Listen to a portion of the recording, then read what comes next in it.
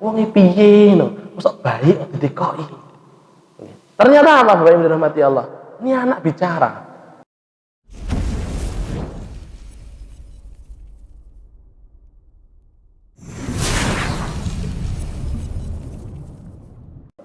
Baik, nah Bapak Ibu yang dirahmati Allah, kita lanjutkan pembahasan kita Kitab Adabul Mufrad karya Imam Al-Bukhari. Sampun ngantuk napa dereng niki? Dereng napa sampun? Mau diunjuk riyin. Diunjuk riyin.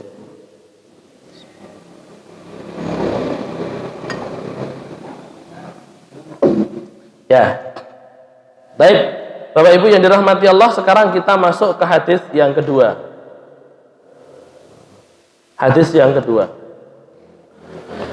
Haddatsana Adam qala haddatsana Syu'bah qala haddatsana Ya'la bin Atha an abihi an Abdullah bin Amr, dari Abdullah bin Amr bin As. Ya. Qala, dia berkata, ridar rabb fi ridal walid wa sakhatur rabb fi sakhatil walid. Ini perkataannya Abdullah bin Amr bin As. Ridhonya Rabb, Allah Subhanahu wa taala, itu ada pada keridhaan orang tua, dan kemurkaan Allah Subhanahu wa taala itu ada pada kemurkaan orang tua.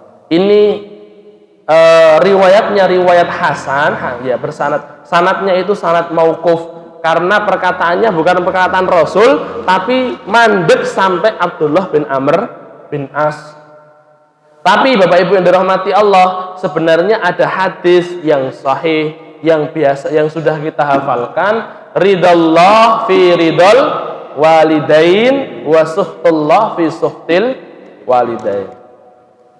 Aslinya Bapak Ibu yang dirahmati Allah, untuk riwayat yang kedua ini, hadis yang kedua ini, dari segi sanadnya dhaif, tapi karena ada hadis perkataan Rasulullah SAW yang sahih yang tadi kita sebutkan, maka menguatkan perkataan ini. Kita bahas Bapak Ibu yang dirahmati Allah, keridhaan Allah itu bersama dengan keridhaan orang tua, dan kemurkaan Allah itu bersama dengan kemurkaan orang tua. Terus kenapa kalau misalkan tidak diridhoi oleh Allah? Loh Bapak Ibu yang dirahmati Allah, tidak ada artinya kehidupan kita bila tidak mendatangkan keridhaan dari Allah Subhanahu wa taala. Maksudnya kita mau hidup dan diridhoi Allah seperti siapa? Banyak sekali contoh-contohnya dari umat-umat sebelum kita. Ada Fir'aun di sana, ada Namrud dan lain sebagainya. Congkak dia dengan penguasaannya. Ada Qarun di sana dengan hartanya, dia congkak dengan hartanya. Bapak Ibu yang dirahmati Allah, tentunya kita tidak mau seperti mereka. Maka Bapak Ibu yang dirahmati Allah, harus kita cari keridhaan Allah Subhanahu wa taala dengan cara apa?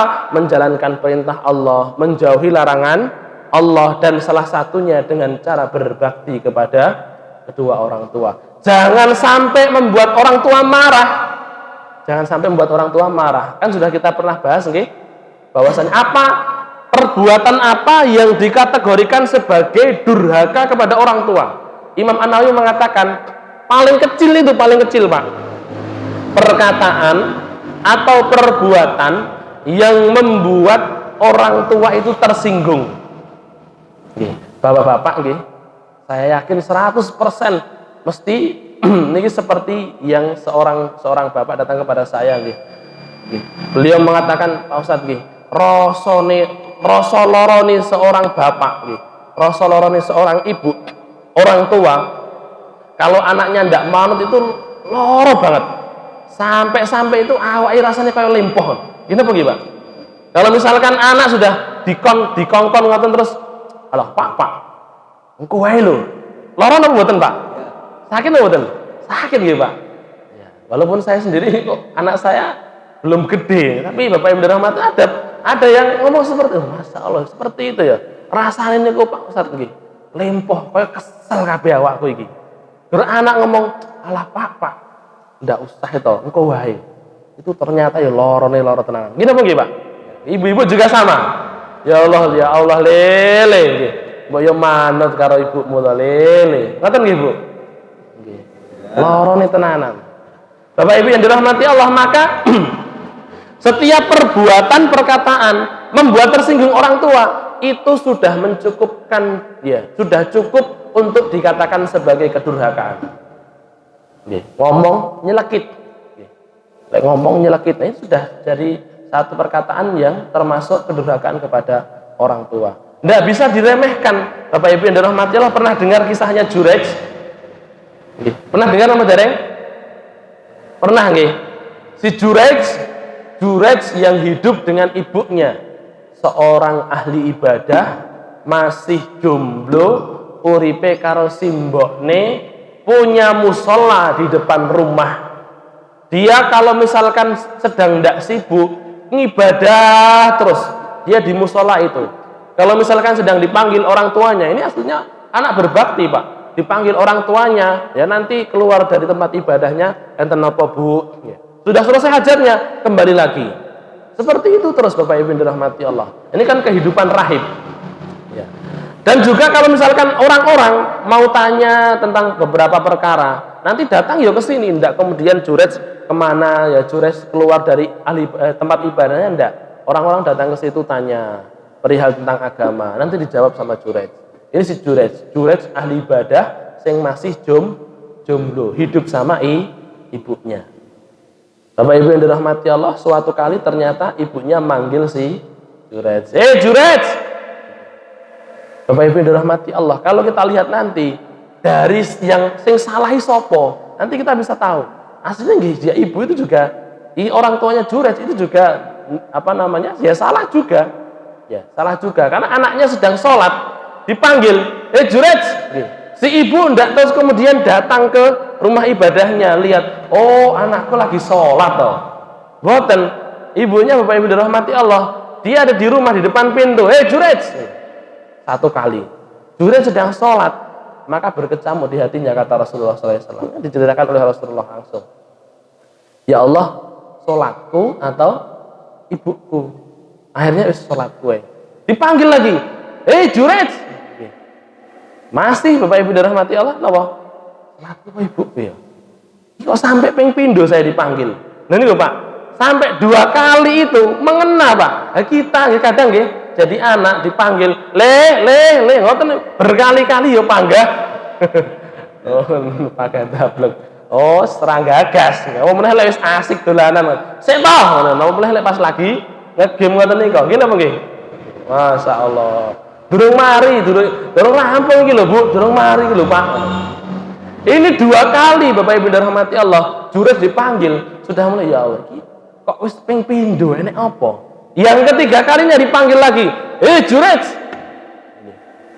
Ternyata tetap ya Allah, iki ibuku apa salatku? Ibuku masih salat dia. Akhirnya Bapak Ibu dirahmati Allah, ya wis salat saya aja ya Allah. Salat saya, bismillah, salat saya. Ibunya marah nggih. Bapak Ibu yang dirahmati Allah, dia sumpah serapah nggih. Mengatakan apa? Jurej nggih. Allah tidak akan mematikanmu sebelum kamu melihat mata pelacur. Gampangan ini ku Pak, kalau dalam bahasa kita, iki bocah nggih. Ibadah wae jomblo pisan. Urung pernah diganggu karo pelacur wong iki. Ngoten Pak. Iki ibu Bapak Ibu yang dirahmati Allah, doanya seperti itu nggih. Mungkin bukan berdoa, sumpah serapan nggih, kan mangkel nggih. Namanya mangkel kan nggih, napa wae kadang metu nggih, Pak. Misalnya ini kan wayah-wayah daring ngeten iki. Oh, ora paham-paham lele iki piye ketul. Nggih napa nggih, Pak? Kadang masyaallah iki seorang ibu nggih, mungkin Bapak Ibu yang dirahmati Allah, mungkin panjenengan pas ndak sabar anak kita mungkin pas lagi belajar ora pinter-pinter, ya Allah, ibu bocah gak pinter-pinter loh. Hati-hati kita ngomong gak pinter-pinter, ndak pinter-pinter tenan nanti. Ini Jurej juga seperti itu ibunya. Iki bocah ibadah wae jomblo pisan, gak rabi-rabi, durung pernah ndelok to, durung pernah digoda to sama pelacur. Bapak Ibu yang dirahmati Allah, apa yang kemudian terjadi? Ternyata ada seorang pelacur di kota, di daerahnya Jurej ini. Di situ dia ternyata Bapak Ibu dirahmati Allah merasa terganggu dengan keberadaannya Jurej. Kenapa kok merasa terganggu? Karena orang-orang itu, jadi pelanggan-pelanggan dia itu mulai lari, pelanggan-pelanggan ini mulai melayu. Lah kok iso? Wah, kayak lo, aku izin karo Jurej. Kita punya Jurej di sini.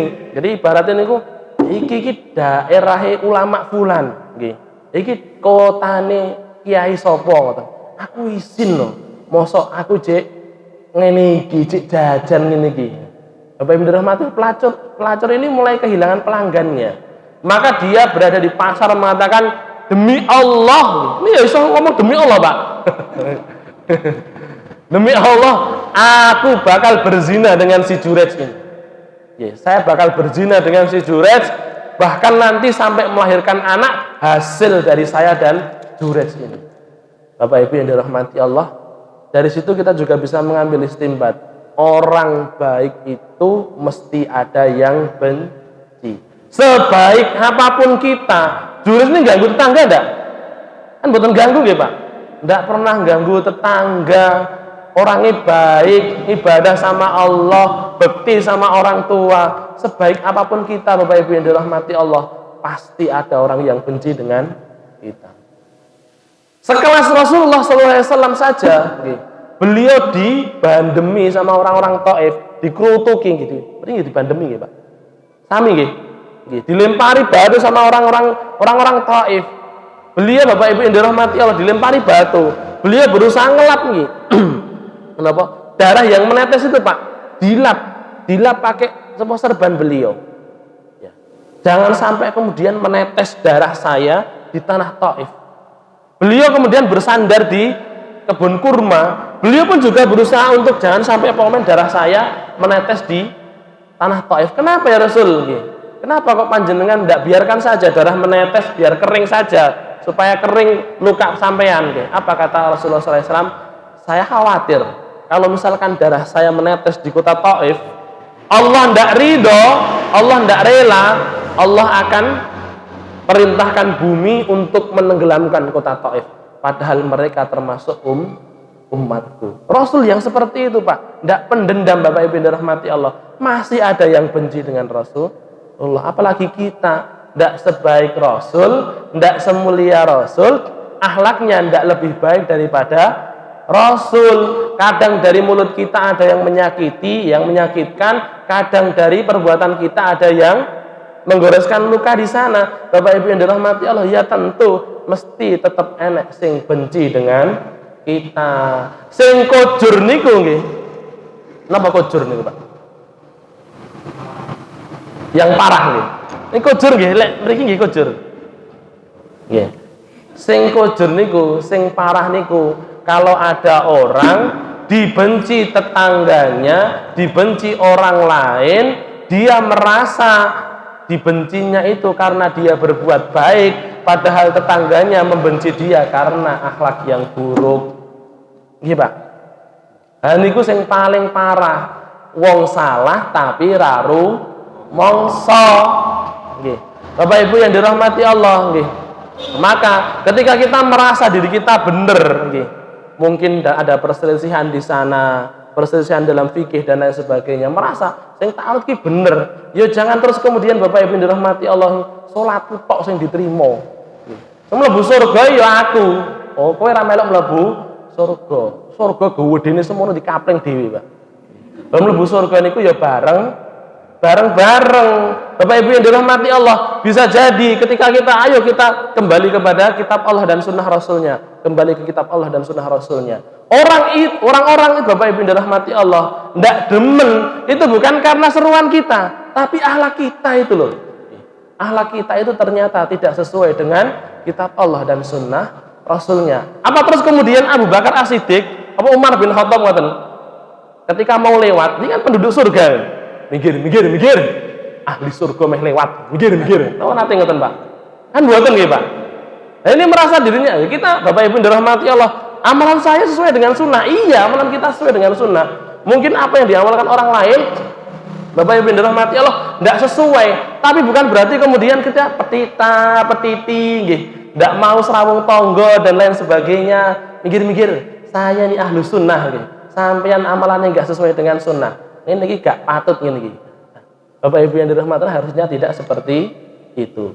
Jangan sampai kemudian orang lari daripada sunnah, lari daripada Al-Quran, lari dari pengajian, lari dari masjid, karena orang masjid, orang-orang yang berpegang dengan sunnah, orang-orang yang sergap ngaji, itu ternyata tidak mencerminkan akhlaknya Rasulullah Sallallahu Alaihi Wasallam.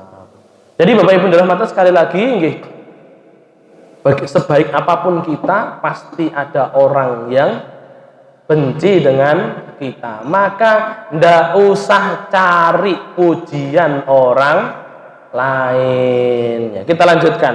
Kemudian Bapak Ibu yang dirahmati Allah, ya, akhirnya pelacur ini Pak datang ke tempat ibadahnya Jurej, goda si Jurej, diusir sama Jurej.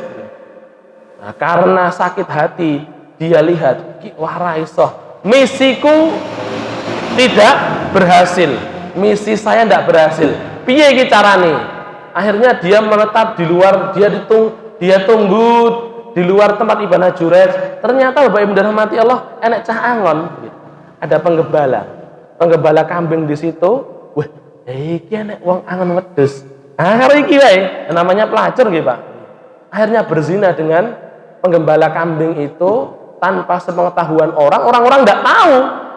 Terus akhirnya Bapak Ibu dirahmati Allah, dia pulang ke kota dalam keadaan hamil, sampai ketika hamil itu dia sudah mengabarkan kepada orang ini, loh, saya hamil hasil hubungan saya dengan Jurej.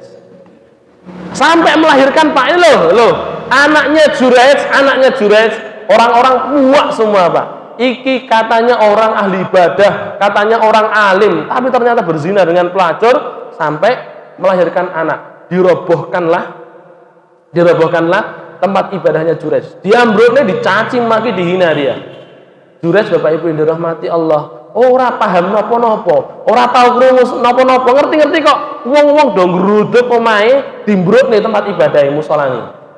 Otomatis tanya, iki enek apa? Sampeyan nih jarine alim, jarine ahli ibadah, tapi kok ternyata berzina dengan pelacur. Loh, sik endi wonge? Dipanggil Bapak Ibu. Loh, si pelacur dengan bangganya loh, anakmu iki lho, anakmu. Nah, apa kata Jurej? Bapak Ibu yang dirahmati Allah, maka kalau dalam hadis itu disebutkan langsung tanya ke bayinya. Ya. Nanti dalam riwayat lain beliau berwudu terus kemudian mengatakan kepada bayi, "Leh, kowe anake sapa?" Tanya Pak, bayi ditekoki. Ini Bapak Ibu yang dirahmati Allah, orang lagi. Iki wong piye no? Mosok bayi kok ditekoki. Ternyata apa Bapak Ibu dirahmati Allah? Ini anak bicara. Ya, ini anak bicara mengatakan, "Saya bapaknya si fulan itu loh, penggembala kambing." Oh alah, anake cah angon to. Tibakno dudu anake Jurej. Maka penduduk kota itu semuanya minta maaf ke Jurej, mau dibangunkan lagi, kita bangunkan lagi musolamu dari perak. Apa kata Jurej? Tidak, bangunkan seperti semula saja. Itu Bapak Ibu hadirin yang dirahmati Allah Subhanahu wa taala. Setelah itu Jurej tersenyum, kata Rasulullah SAW. Kenapa? Ditanyai. Sampean ini loh, difitnah orang-orang, dimbrukne tempat ibadahmu, kok malah guyu loh. Apa kata Jurej? Saya teringat dengan doa ibu saya. Bapak Ibu yang dirahmati Allah, dari kasusnya Jurej niki, ibu salah napa mboten? Ya salah juga, masa ya ndak ngerti anaknya lagi sholat, mbok yo engko to. Nggih napa nggih? Ya.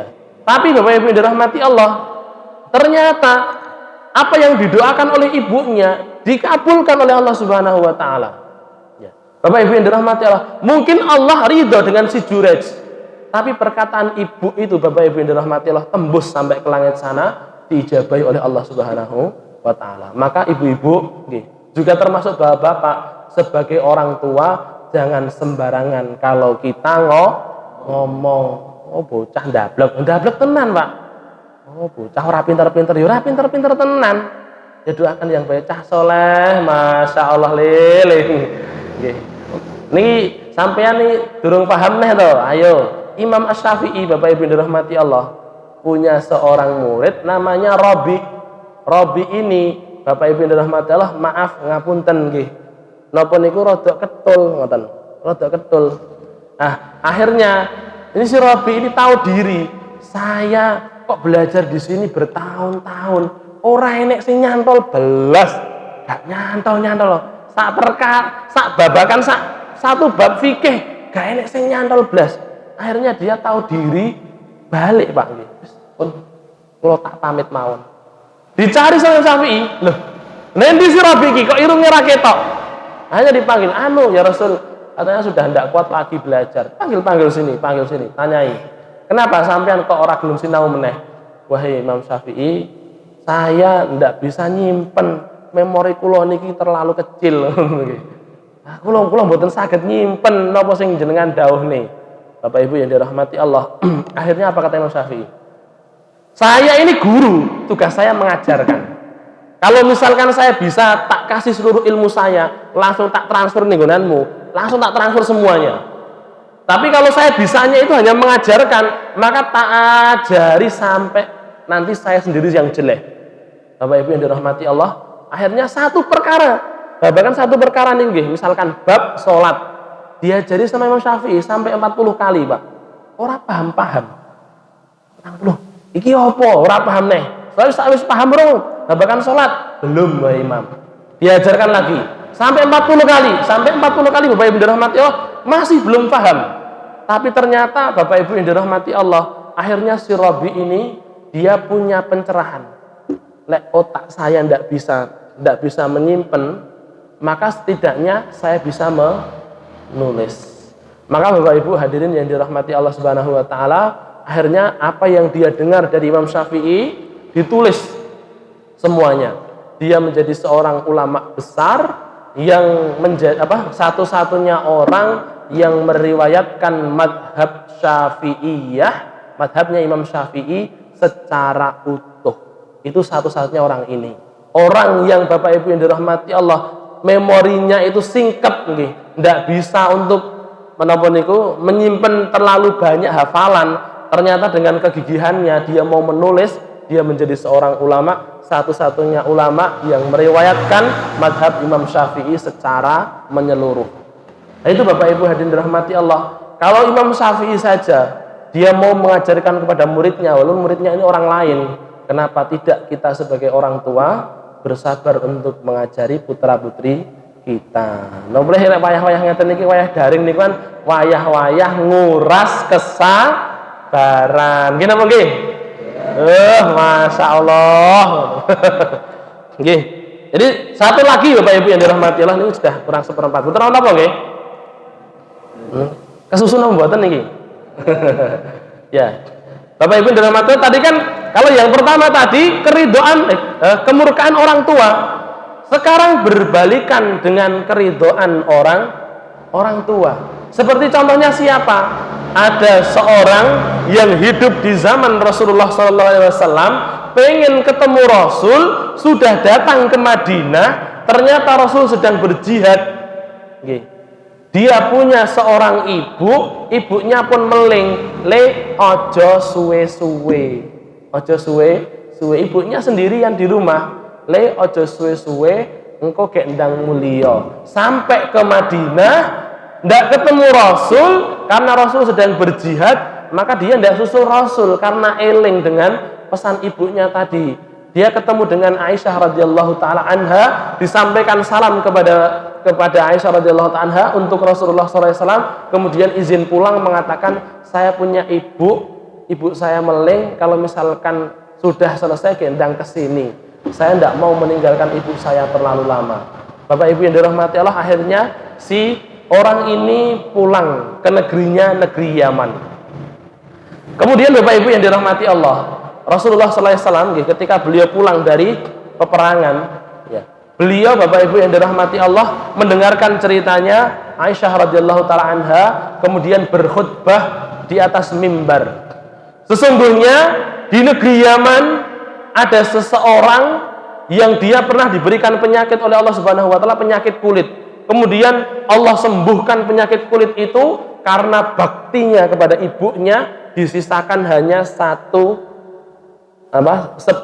segede mata uang di daerah telapak tangannya, telapak atau di sini, punggung tangannya. Satu ya putih gini deh, sak gede dirham, sebesar 1 dirham saja. Ya. Orang ini kalau bersumpah, maka Allah akan laksanakan sumpahnya. Orang ini kalau memintakan ampun untuk orang lain, maka Allah akan mengabulkan permintaannya. Kalau berdoa, kalau meminta, dijabai sama Allah Subhanahu wa taala. Kemudian Rasul mengatakan kepada Umar dan para sahabatnya, kalau misalkan ada dari kalian yang misalkan panjang umurnya berjumpa dengan kafilah dari Yaman, maka tanyakan, cari yang namanya Uwais Al-Qarni, mintakan ampun mintalah ampun kepada Allah Subhanahu wa taala melalui dia. Bapak Ibu hadirin yang dirahmati Allah, ini kita bahas tentang Uwais Al-Qarni. Bapak Ibu yang dirahmati Allah, apa toh baktinya Uwais Al-Qarni? Uwais Al-Qarni itu, Pak, salah satu baktinya ya tadi ketika datang ke Madinah ternyata tidak jadi ketemu Rasul. Yang kedua, ibunya ini bilang begini, Pak, ketika ada kafilah haji, rombongan haji yang baru pulang ke Yaman, ibunya lihat, "Nak, saya pengen haji. Tapi ibunya ini pun sepuh. Tapi saya kalau berjalan terlalu lama saya tidak kuat." Apa yang kemudian dilakukan oleh Uwais Al-Qarni? Akhirnya dia berpikir, akhirnya tuku pedet, tumbas pedet. Untuk apa? Beli pedet, kemudian dia bangunkan kandang di atas bukit. Setiap hari dia gotong pedet ini, Pak, digotong, dipikul, naik ke bukit. Nanti kalau misalkan sudah turun ke bukit lagi. Jadi turun terus naik, turun digembalakan, terus kemudian naik, digendong, Pak, midok digendong, naik juga digendong, sampai orang mengatakan Uwais iki edan. Mosok sapi kok digendong iso mlaku dhewe nyapa dadak digendong. Nggih. Bapak Ibu yang dirahmati Allah, ternyata setelah musim haji tiba, ternyata pedete didol nggih, kemudian digunakan untuk haji bareng ibunya. Ternyata dia tadi latihan, Pak, gendong ibuke. Ketika manasik, ibunya digendong, tawaf digendong, lempar jumrah digendong, kemana-mana digendong, Pak.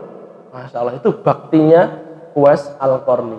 Bapak Ibu yang dirahmati Allah, cara Uwais Al-Qarni berbakti kepada kedua orang tuanya, kepada ibunya, itu di atas rata-rata. Maka Allah Subhanahu wa taala memberikan ganjaran kepada dia, balasan juga di atas rata-rata. Bapak Ibu yang dirahmati Allah, dalam riwayat Aisyah radhiyallahu taala anha, Rasulullah SAW bersabda, al-jaza biqadril amal. Balasan dari Allah itu sesuai kadarnya dengan amalan kita. Kalau cara kita beramal itu standar, kualitasnya standar, bukan banyaknya, bukan sedikitnya. Yang dilihat bukan banyak sedikitnya. Kalau cara kita beramal itu kualitasnya standar, maka Allah akan berikan pahala juga standar.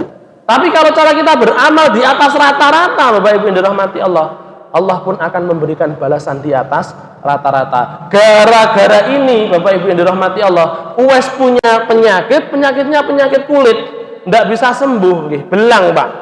Ya, tidak bisa sembuh. Tapi karena berbaktinya dia kepada orang tua, disembuhkan oleh Allah, kemudian dibuat tanda di sini. Nanti supaya para sahabat mengenali, oh ini toh si Uwais, oh ini toh si Uwais. Terus kemudian Bapak Ibu dirahmati Allah, akhirnya Umar bin Khattab radhiyallahu taala anhu, ya, ketika beliau menjadi khalifah, maka setiap orang yang haji dari luar daerah itu kan mampir dulu di Madinah. Maka Umar selalu tanya, ada Uwais enggak? Kalau ada kabilah dari Yaman, ya, ditanya dulu, ini kabilah dari mana? Oh, dari sini. Ini dari mana? Oh, dari sini. Kalau misalnya dari Yaman, ini dari Yaman, ada Uwais enggak? Tidak ada Uwais. Uwais sopo itu? Orang dikenal, Pak.